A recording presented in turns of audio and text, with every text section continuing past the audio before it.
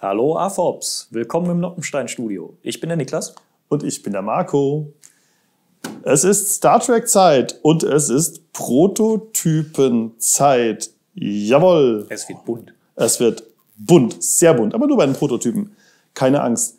Heute beginnen wir damit, euch die zweite Produktwelle zu Star Trek vorzustellen. Oh ja, und wir beginnen mit den 6 Minimodellen.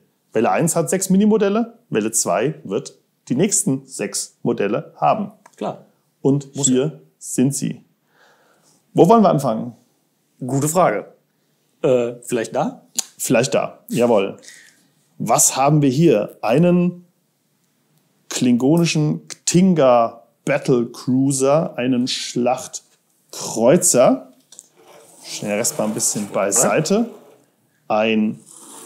Für ein Minimodell riesengroßes Teil, was natürlich auch daran liegt, dass da viel umbaute Luft ist. Natürlich. Mit einem solchen Schlachtkreuzer musste sich beispielsweise Kirk auseinandersetzen in der klassischen Serie. Ja, ein paar Mal öfter. Sieht ähnlich aus wie dieser D7-Kreuzer, den man im ersten Star Trek-Kinofilm beispielsweise sieht. Ganz am Anfang. Ja.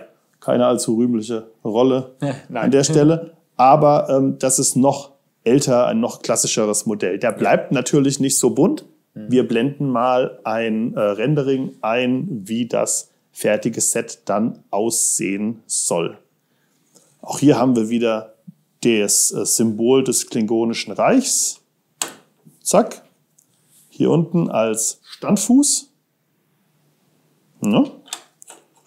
Und ein, ja, ich würde sagen, voluminöses Modell für die Miniserie. Auch ein gefährliches Schiff in der Serie. Interessant auch, dass dieser Schriftzug hier, das ist jetzt so der Schriftzug, wie er in der Serie auch dargestellt wurde. Das ist der Schriftzug der Originalserie. Also natürlich die englische Version, im Deutschen hieß ja Raumschiff Enterprise. Und wenn man sich jetzt hier den Schriftzug anschaut. Ja, der sieht anders aus. Der sieht anders aus. Da müsste The Search for Spock stehen. Tut es auch. Das ist nämlich das Logo des 3. Kinofilms. Genau. Das ist auch eine Änderung zur ersten Produktwelle. Das wollte der Lizenzgeber so. Jetzt haben wir hier das Logo des Films oder der Serie 1:1, in der das Modell vorkommt. Und das ist das Earth Space Dock. Da war die Enterprise noch beschädigt aus dem zweiten Film. Genau. Zu Shore lief und zu Reparaturzwecken. Ja. Und dann wollte Kirk die Enterprise aber doch irgendwie noch mal ganz dringend haben. Ja. Der Filmtitel verrät vielleicht schon, worum es geht. Und dann nimmt er so halt einfach mit. Genau. Ja. Und da sieht man mal, weil die hier geht dann so ein Tor auf und dann fliegt die da so raus, sieht man mal, wie riesengroß dieses Dock gegenüber der Enterprise ist. Also wenn wir die Enterprise hier dabei hätten, die Schüssel der Enterprise wäre maximal so groß wie so eine 1x1-Fliese. Kleiner noch. Man könnte es gar nicht bauen. Nein. Und das ist halt dieses Space Dock. Als Displaymodell riesengroß wäre Unsinn, aber in dieser Miniserie, finde ich, können wir auch mal solche Modelle, ungewöhnliche Modelle zeigen. Vor allem ist es ja auch, also es kommt halt bei The Search for Spock das erste Mal vor, aber man sieht es zum Beispiel auch immer noch dann in The Next Generation, also die Enterprise D dockt da auch mal an, ein paar Mal. Ja. Also es ist auch immer so ein wiederkehrendes Genau, und wir hatten in der ersten Produktwelle eine Raumstation, Deep Space Nine als kleines Minimodell, und jetzt haben wir das Earth Space Dock als zweites Set. Und wir haben einen Klingonen, jetzt haben wir auch zum ersten Mal Romulaner. Oh ja. Ich glaube, die meisten, die The Next Generation gesehen haben, erkennen den sofort. Ja. Das sind diese relativ berühmten Schlachtkreuzer von denen, ne, die hier im Grunde genommen in der Mitte komplett hohl sind. Ja, also da ist nichts. Deridex Schlachtkreuzer. Wenn man hier reinschaut, hier ist in der Mitte auch tatsächlich nichts. Das soll ja so sein. Diese Dinger sind ja wie 1,3 Kilometer lang. Also nur mal doppelt so lang wie die Enterprise. Riesige Teile. Die sind riesig. Aber innen sind sie hohl. Das haben wir so gut es geht in dem Maßstab dargestellt. Ja. Hält. Auf jeden Fall, ja. Aber ich würde jetzt nicht hier oben kräftig draufdrücken, weil in der Mitte ist halt einfach nichts. Genau. In der Mitte darf nichts sein, sonst würde das Modell nicht stimmen. Also wenn man jetzt zum Beispiel von dem Stand runternimmt und man drückt hier oben drauf, dann drückt man halt diese Luft quasi zusammen und macht das Modell ein bisschen kaputt. Kann man wirklich durchgucken. Kuckuck-Kamera? Ja. Das ist cool. Es gibt so eine richtig, also die fand ich immer persönlich, das ist leider nie in einer Serie oder so gemacht worden. Es gibt so eine, ich weiß gar nicht mehr, ich glaube, damals ein Spiel, Star Trek Armada oder so, da gab es so einen kleinen Introfilm, wo man dann die Defiance sieht, wie sie einmal durch diese Lücke quasi durchfliegt. Ja. Also da kann man sich dann vorstellen, wie groß das Ding sein muss, wenn die Defiant da reinpasst und so, das von innen dann beschießt. Und jetzt noch nicht so gut zu sehen, weil kunterbunt, aber dieses, Vogelemblem, sage ich mal, ist dann auch das Symbol des romulanischen Imperiums. Genau. Jawohl. Sehr nice. Und hier steht Star Trek The Next Generation. Wer mir die Sticker aufgeklebt hat, der soll sich mal, das kannst du mal ein bisschen gerader machen. Aber als Print wird das natürlich besser ausgerichtet sein. Gut. Aufkleber gerade drauf machen, glaube ich, kennt auch jeder. Ist das so kennt jeder. Genau. Muss nicht unbedingt. So, dann machen wir aber bei dir weiter. Und ich drücke jetzt nicht von oben, hast du ja gesagt. Genau, mach es nicht. Ich weiß gar nicht, wo ich anfangen soll. Vielleicht fangen wir erstmal hiermit an. Weil... Klassik. Im Grunde genommen hatten wir das schon mal, ne? Das ist nämlich die Enterprise A. Aus den Kinofilmen? Aus den Kinofilmen 5 und 6. Genau, deswegen steht es hier unten auch, The Final Frontier. Final Frontier, jawohl, das ist Teil 5. Also man sieht sie ja eigentlich am Ende schon von Teil 4. Ganz in der Schlussszene, kurz, als sie neue. Ja. Aber Star Trek 5 ist halt der erste Film, wo sie prominent da ist. Ja. Sieht ja genauso aus wie die geupdatete Version von der Original Enterprise. Richtig. Von außen. Aber damit es weniger Verwirrung geht, haben wir sie Enterprise A genannt. Das stimmt ja auch. Und die Enterprise ohne A ist dann nicht, man hätte sie Refit nennen müssen für die Kinoversion, haben wir dann halt die klassische aus der alten Serie. Und wir hatten sie ja in Welle 1 als Midsize. Ja, und jetzt haben wir sie auch als Minimodell. Jetzt haben wir sie auch als Minimodell. Es sollte ja einfach unserer Ansicht nach alle Enterprises als Minimodell mal geben, dass man da auch so eine komplette Serie hat. Hier ist der Stand natürlich wieder das Sternflotten-Emblem. Das klassische, jawohl. Ich mach's mal so. Kennt ihr? Ja, und das bleibt natürlich auch nicht so bunt. Wir blenden bei jedem Set kurz das Rendering ein. Es wird nicht so bunt, zum Glück. Und dann habe ich ein Schiff, das, glaube ich, freut dich. Ja. Ich glaube, der Marco freut sich darüber. Ich liebe die Defiant. Die Defiant. Jawohl. Es ist eins der etwas merkwürdigeren Schiffe im Star Trek-Universum, weil es passt ja eigentlich nicht so ins Föderationsdesign. Die Gondeln, die Warp-Gondeln nah an den Rumpf geholt, viel zu stark motorisiert. Die komplette Sektion da vorne lässt sich abtrennen, ist ein riesiger Sprengkopf. Das ist ein Kriegsschiff.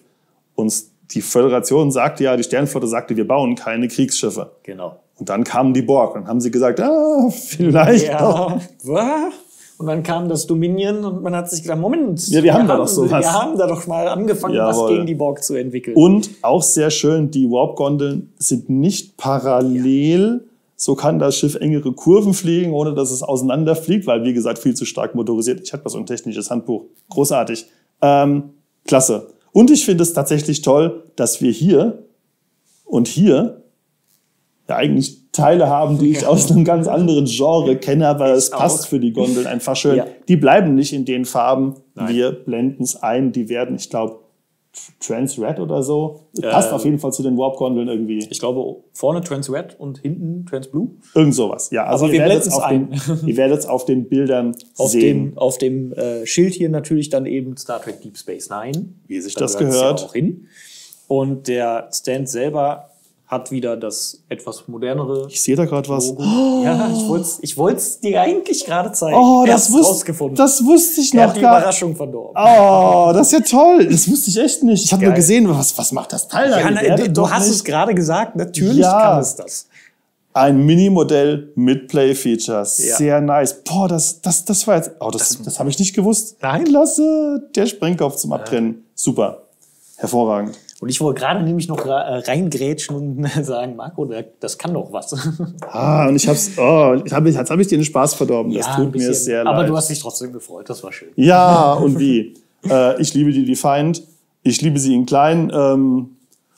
Vielleicht werden wir sie irgendwann auch. Ich habe ja keine Ahnung. Aber es ist schon mal sehr toll, dass wir sie jetzt in der zweiten Produktwelle als Mini-Modell haben. Ja. Jawohl. Und dann haben wir noch ein sehr ikonisches Schiff.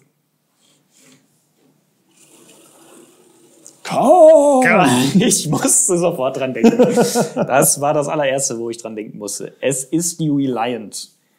Kennnummer NCC 1864. Muss ich dir glauben. Hervorragend. Die USS Reliant aus Star Trek 2 Wrath of Khan. Genau. Jawohl. Mal gucken, aber doch, passt. Auch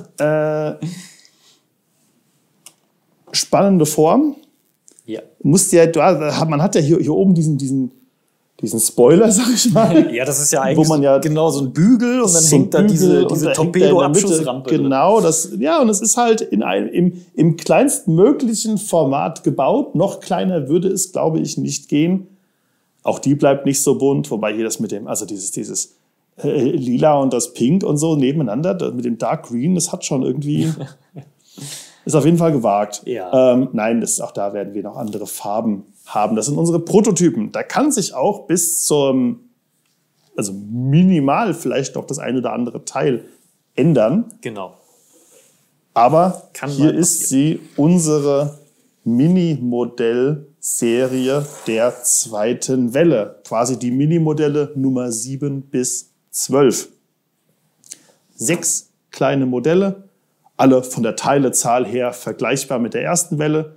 Wobei hier ist kein 400 Teile Borg-Kubus dabei. Ich glaube, die bleiben von der Teilemenge alle ein bisschen drunter.